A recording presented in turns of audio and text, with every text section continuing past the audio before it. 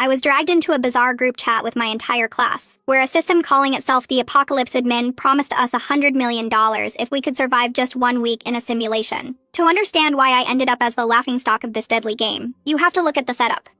The group name flashed ominously as High Temperature Apocalypse, leading everyone to believe we were facing a scorching heat wave. The admin instantly dropped a $1 million cash bonus to prove its legitimacy, hooking everyone immediately. When it came time to choose our safe houses, my classmates scrambled for logical choices: countryside cabins for farming, food factories for resources, or cool air raid shelters.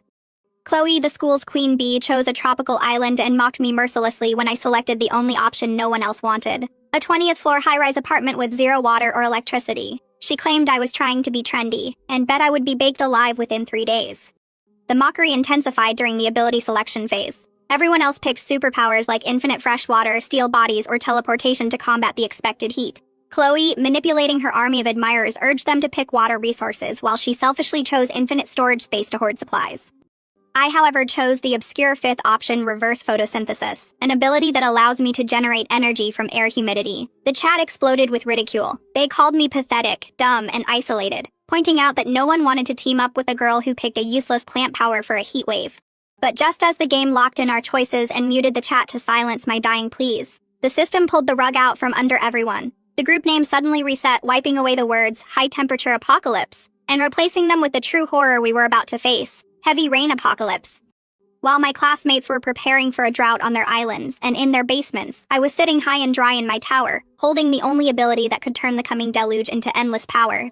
They mocked me for picking a useless ability and then muted me in the chat so they wouldn't have to hear my dying screams, completely unaware that while they were preparing for a heat wave, the real apocalypse was about to drown them all.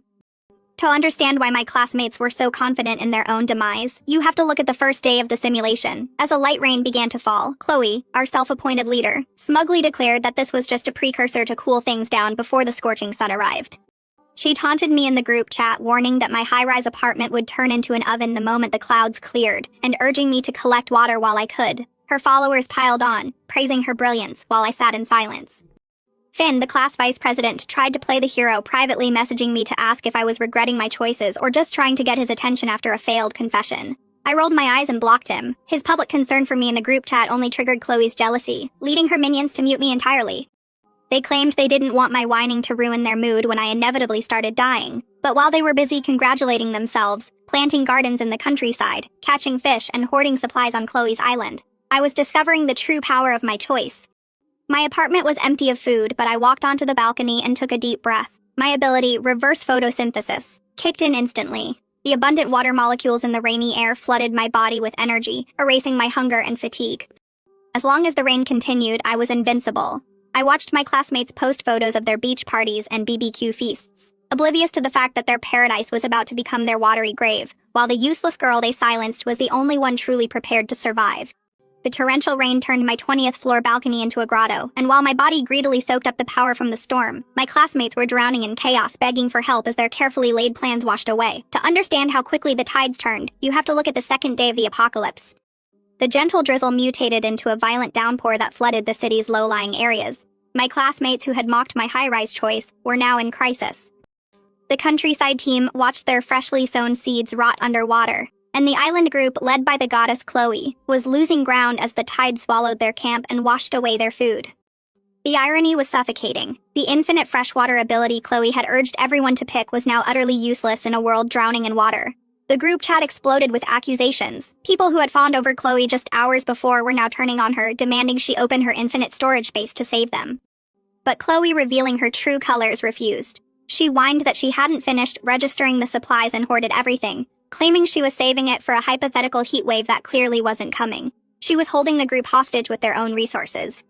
Desperate Finn, the vice president, finally remembered me. He realized my high-rise apartment was the only safe haven left and offered to teleport everyone to my location. But Chloe, threatened by the shift in attention, issued an ultimatum: anyone who went to me would be cut off from her resources forever. Her petty jealousy worked. The group, terrified of starving, abandoned me again to suck up to her. I didn't care. I sat in my dry, secure apartment, surrounded by the useless supplies I had gathered while everyone else was distracted by greed, power banks, books, entertainment. I plugged in my phone, fully charged and energized by the storm outside, and watched comfortably as their alliances crumbled under the weight of the unrelenting rain. Welcome to share your feelings in the comments section. Remember to like and subscribe, and if you want to see more story content, please check out the other videos on my channel.